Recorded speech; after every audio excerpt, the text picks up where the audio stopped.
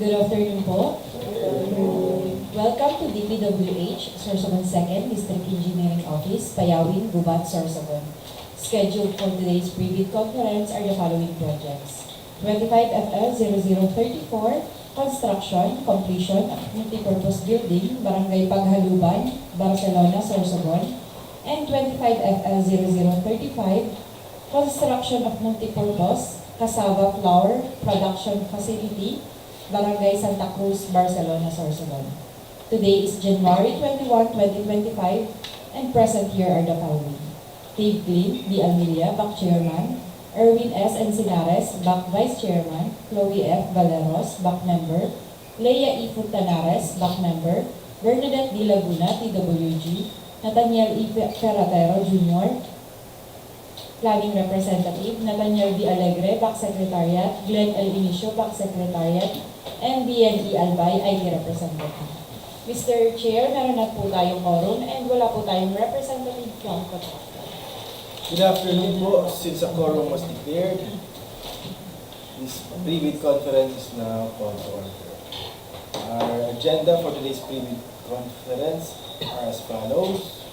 Basic contract data, guidelines in submission of bids, requirements of bidding documents, eligibility criteria, documents to be submitted by the bidder, technical and financial proposals, criteria and procedures for eligibility check, preliminary examination of bids, detailed evaluation of bids, post-qualification and awards. Questions, comments from bidders, and replies of BAC and other representatives of Procurement Committee. Summary of proceedings including bid bulletins to be issued and other matters. To discuss to us the basic contract data is Engineer Nathan from Ferratero Jr. Basic contract data for contract ID number 25FL0034, construction completion of multipurpose building, Barangay Paghaluban, Barcelona, Sorsogon. Contract location is at Barangay Paghaluban, Barcelona, Sorsogon. Approved budget for the contract is 2,970,000 pesos. Brief description: construction of 10 meters by 5.6 meters, 2-story multi-purpose building. Source of fund is GAA FY 2025. Contract duration 120 calendar days. Cost of bidding documents 5,000 pesos. Submission of bids is scheduled on February 4, 2025 until 10 a.m. and the opening of bids at 10 a.m. on February 4, 2025 immediately after closing the receipt of bids. Major category of work. The code is BICWOPLC. So we have here the sample of the bill of quantities and the bid data sheet. All of these are website or at the field jobs website. Minimum manpower requirement for project manager. The minimum years of experience required is 5 years. Project engineer 5 years. Materials engineer 3 years. Safety health officer 1 year and 4 months 3 years. Minimum equipment requirement for dump truck. The required number of units is 1 unit.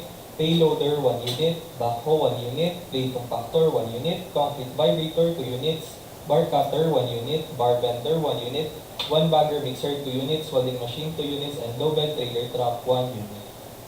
Here's a sample of the special conditions of contract and some samples of the plan.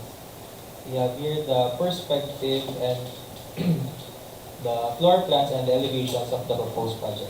Again, all of these are downloadable to the DPWH website or at the field jobs website. Basic contract data for contract ID number 25FL0035, construction of multipurpose building, Cassava Flour Production Facility, Barangay Santa Cruz, Barcelona, Sorsogon. Contract location is at Barangay Santa Cruz, Barcelona, Sorsogon. Approved budget for the contract is 6,930,000 pesos. Brief description: construction of 15 meters by 6.50 meters, 2-story multipurpose building with ground improvements. Source of fund is GAA FY 2025. Contract duration 120 calendar days. Cost of bidding documents 10,000 pesos. Submission of bids is scheduled on February 4, 2025 until 10 a.m.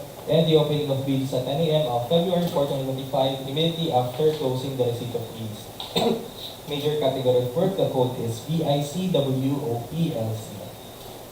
Again, the sample of the given quantities and the bid data sheet. All of these are downloadable through the DPWH website or at the field jobs website. Minimum manpower requirement for project manager 5 years, project engineer 5 years, materials engineer 3 years, safety health officer 1 year and 4 months 3 years. Minimum equipment requirement for dump truck 2 units, payloader 1 unit, backhoe 1 unit, plate compactor 1 unit, concrete vibrator 2 units, bar cutter 1 unit, bar bender 1 unit, 1 bagger mixer 2 units, welding machine 2 units, and concrete pump 1 unit. Again, a sample of the special conditions of contract and some samples of the plans. So again, the perspective and the floor plan and elevation of the proposed project. All of these, again, are downloadable through the DPWH website or at the Field's website. So for the next slide, it will be discussed by Engineer Almeida.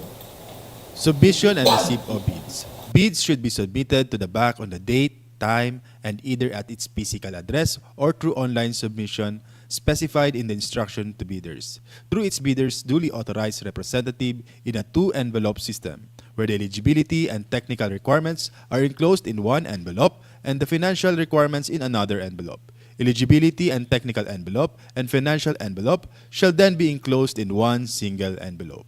Bid validity shall be 120 calendar days from the date of the opening of bids. Each bidder shall submit one copy of the first and second components of its bid. The procuring entity may request additional hard copies or electronic copies of the bid. However, failure of the bidders to comply with the said request shall not be a ground for disqualification. The procuring entity allows the submission of bids through online submission or any other electronic means. The bidder shall submit an electronic copy of its bid, which must be digitally signed. An electronic copy that cannot be opened or is corrupted shall be considered non-responsive and thus automatically disqualified. Each envelope shall contain the name of the contract to be bid, name and address of the bidder, recipient BAC procuring entity, and the markings "Do not open" before the date, time of the opening of bids. The procuring entity requires additional copies of the technical and financial documents. Each copy of the document shall also be enclosed in a separate envelopes marked as Copy 1 Technical Documents and Copy 1 Financial Documents. Both envelopes shall be enclosed in a single envelope marked Copy 1 Bid. Each envelope shall contain the name of the contract to be bid, name and address of the bidder, the recipient BAC procuring entity, and the markings "Do not open" before the date, time of the opening of bids. Unsealed or unmarked bid envelopes, or in case of electronic bid submission, not in compressed archive folders and are not password protected, are rejected. Improperly sealed and marked bid envelopes or not properly compressed and password protected will be accepted, provided that a bidder or its duly authorized representative shall acknowledge such condition of the bid as submitted. The BAC assumes no responsibility for the misplacement of the contents of the improperly sealed or marked bid or its premature opening as per Section 25.9 of the IRR. Electronic submission and receipt of bids. Meron po tayong two modes of submission of bid, either manual submission of bid or electronic submission of bid. A bidder may opt only one mode lang po sa pag-submit ng bid. For manual submission of bid, yan po ay sa BAC Secretariat Office, DPWH Sorsogon, 2nd DO, Barangay Payawin, Gubat, Sorsogon. For electronic submission of bids, yan po ay sa electronicbids_sorsogon2 at dpwh.gov.ph. Guidelines through electronic means. Use a two-factor security procedure consisting of an archive format compression and password protection to ensure security, integrity, and confidentiality of the bids submitted. Allows access to a password-protected bidding documents on opening date and time. The passwords for accessing the file will be disclosed by the bidders only during the actual bid opening, which may be done in person or face-to-face through video conferencing, webcasting, or similar technology. Capable of generating an audit trail of transactions to ensure security, integrity, and authenticity of bid submissions. Bids submitted after the deadline shall not be accepted. The BAC Secretariat shall notify in writing all bidders whose bids it has received through its PhilJEP's registered physical address or official email address within 7 calendar days from the date of the opening of bids. Modification of bids. Bid modifications must be submitted before the deadline of submission of bids. the bidder shall not be allowed to retrieve its original bid. However, the bidder may submit new bid equally sealed, properly identified, linked to its original bid, and marked as a modification. Withdrawal of bids. Letter of withdrawals must be received prior to the deadline for submission and receipt of bids. For bids withdrawn within the interval between the deadline and the expiration of the bid validity, the bid security shall be forfeited. For electronic bid submission, bidder shall send another bid equally secured, properly identified, and labeled as modification of the one previously submitted. The time indicated in the latest bid receipt page generated shall be the official time of submission. Requirements of bidding documents. The following documents are posted in the DPWH websites and PhilJeps to aid our contractors in preparation of their bids.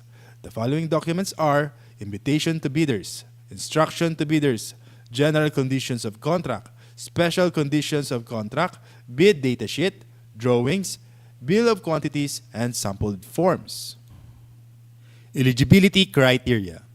To be eligible to participate in the bidding of the said projects, a bidder must be a duly licensed Filipino citizen for sole proprietorships, partnerships duly organized under the laws of the Philippines, and of which at least 60% of the interest belongs to the citizens of the Philippines, corporations duly organized under the laws of the Philippines, and of which at least 60% of the outstanding capital stock belongs to the citizens of the Philippines, cooperatives duly organized under the laws of the Philippines, or persons, entities forming themselves into a joint venture as per Section 23.4.2 of the IRR. Foreign bidders may be eligible to participate in accordance with the guidelines issued by the GPPB as per Section 23.4.2.2 of the IRR. Bidders must have a valid pickup license, must have a single largest completed contract that is similar to the contract to be bid, at least 50% of the ABC. Contractors under small a and small b categories without similar experience, provided that the cost of the contract to be bid is not more than the ARCC of registration. Bidders must have an NFCC at least equal to the ABC.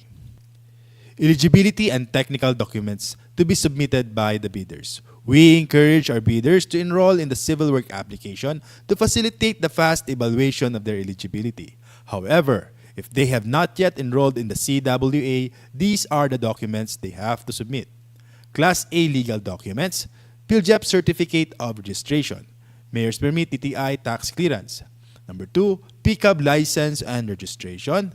Number 3, Statement of all ongoing government and private contracts. Number 4, Statement of single largest completed contract. Number 5, Computation of the NFCC. Number 6, Valid joint venture agreement if applicable. Number 7, bid security. Number 8, project requirements, organizational chart for the contract to be bid, list of contractors' key personnel, list of contractors' major equipment units, owned, leased, or under purchase agreement. Number 9, omnibus sworn statement duly notarized as per GPPB Resolution Number 16, 2020. Eligibility requirements.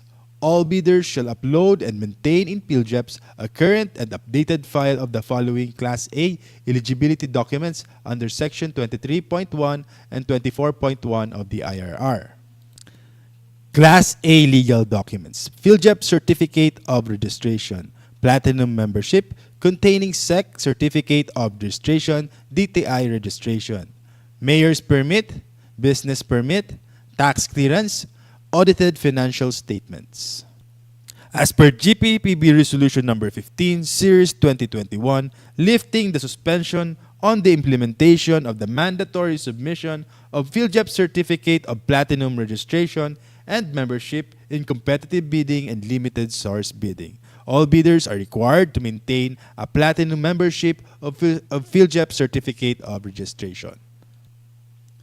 Class A technical documents. Statement of all ongoing contracts. Statement of single largest completed contract.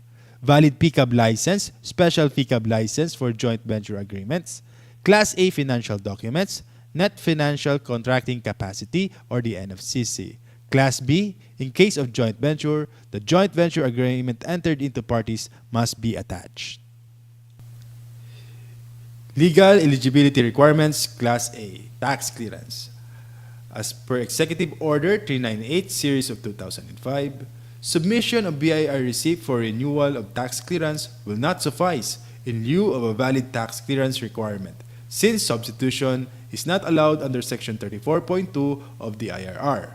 Submission of provisionary tax clearance issued by the BIR for bidding purposes is not acceptable form of tax clearance, as per GPPB Resolution Number 1, Series of 2014.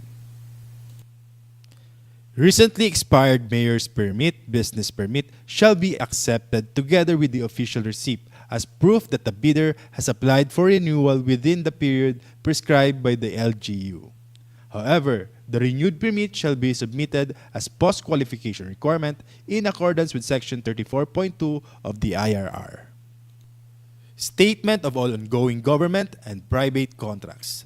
Statement of the bidder of all ongoing government and private contracts, including contracts awarded but not yet started, if any, whether similar or not similar in nature and complexity to the contract to be bid.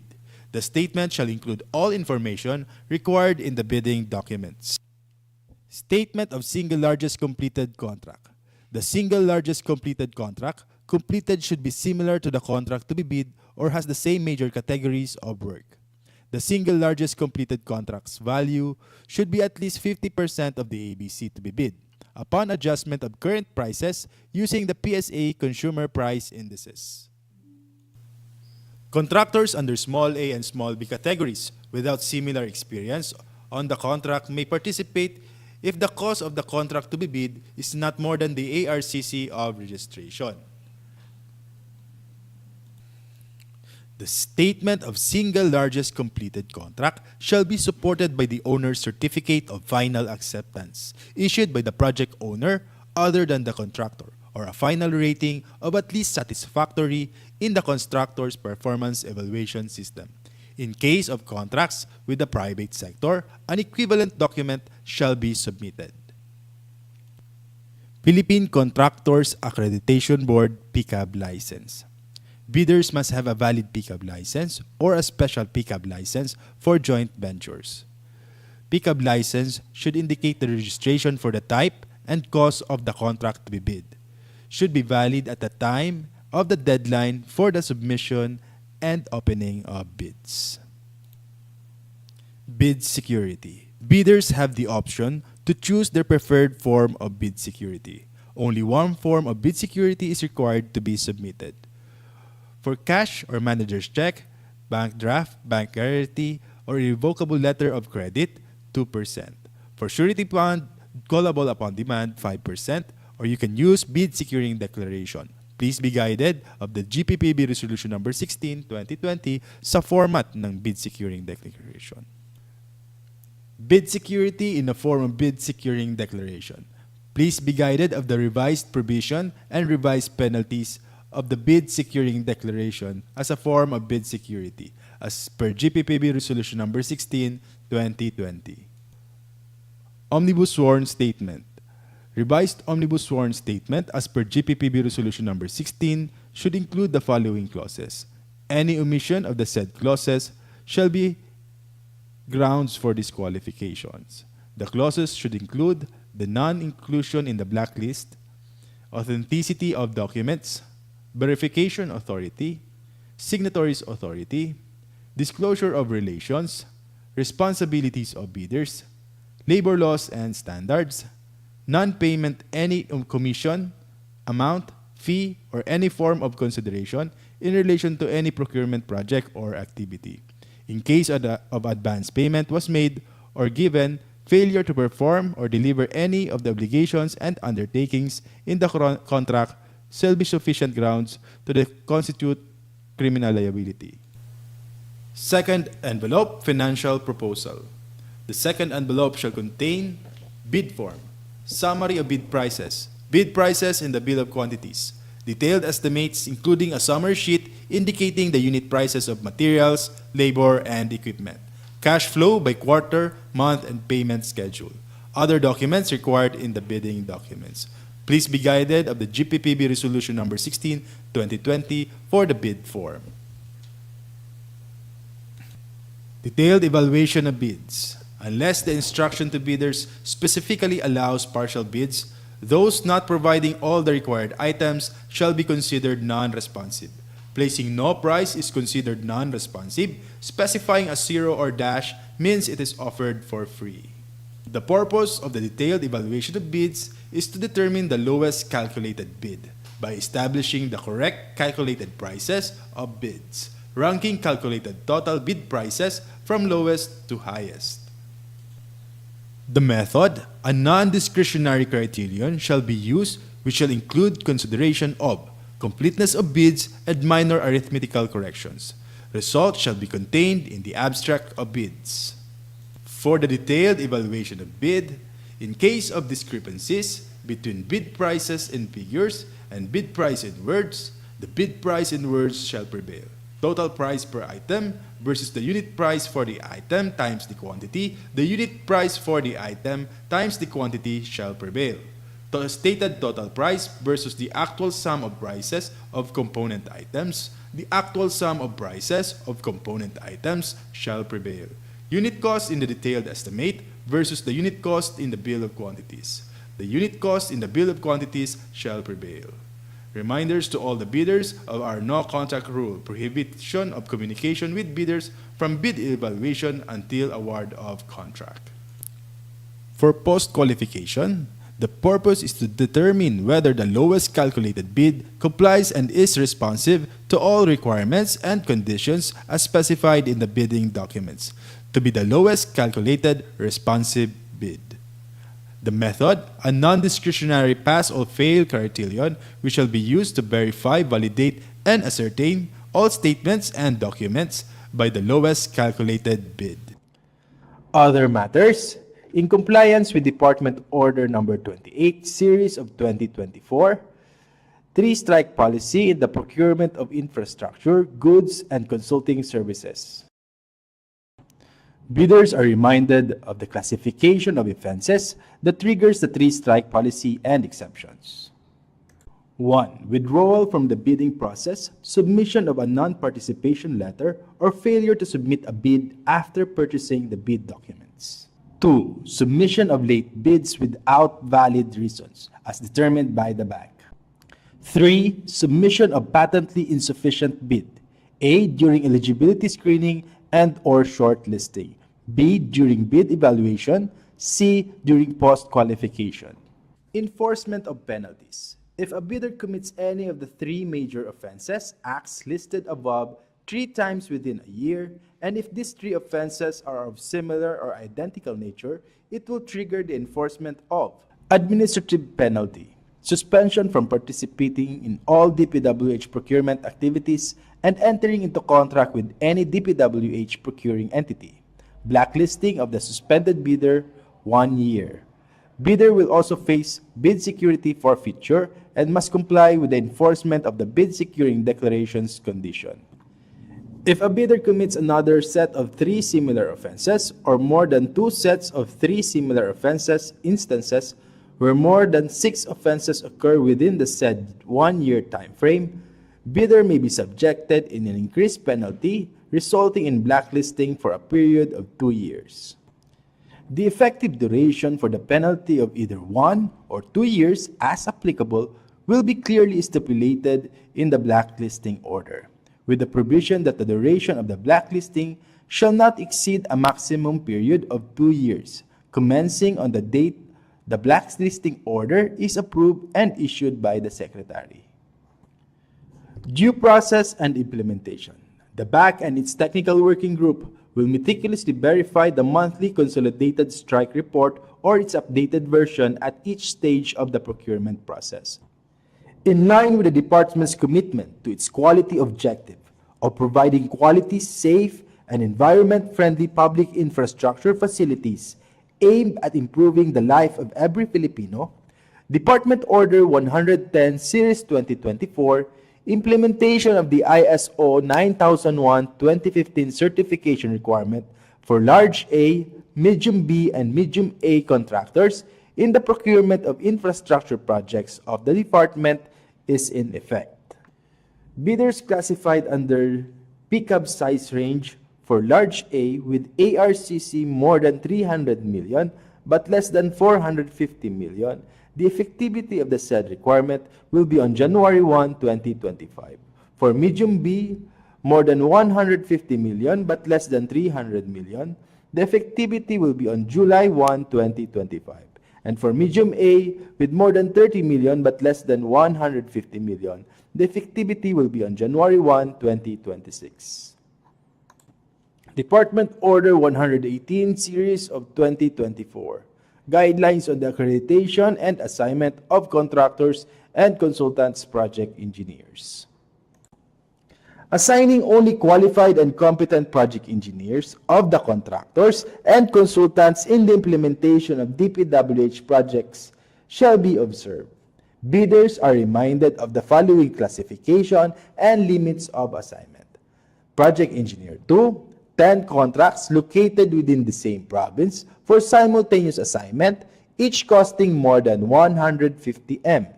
Project Engineer 1, 11 contracts located within the same province for simultaneous assignment, each costing 100 M to 150 M. Provisional Project Engineer, 10 contracts located within the same province, simultaneous assignment, each costing less than 100 M. Guidelines on the implementation of early procurement activities, EPA. Prospective bidders and all concerned are informed that this procurement project is undertaken through early procurement activities, EPA, pursuant to Appendix 31, Guidelines on the Implementation of Early Procurement Activities of the 2016 Revised Implementing Rules and Regulation of RA 9184, updated as of January 15, 2024, and GPPB Circular Number 6, 2019. Due process and implementation. This shall include, but not limited to, the rules and procedure of EPA, fixed price rule in procurement, extension of bid validity and security, validity of eligibility requirements prior to the award of contract, conditions of award, and date of earliest delivery.